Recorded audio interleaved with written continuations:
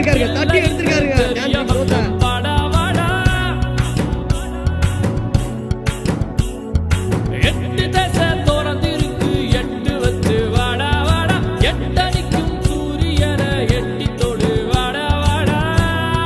அருமையான கேட்ச் எடுத்திருக்காரு நாகராஜ்.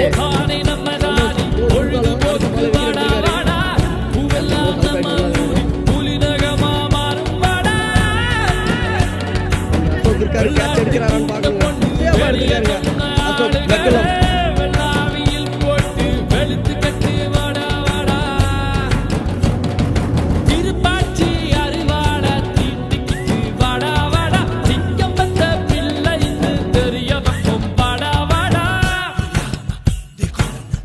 நல்ல கேட்ச் எடுத்திருக்காரு.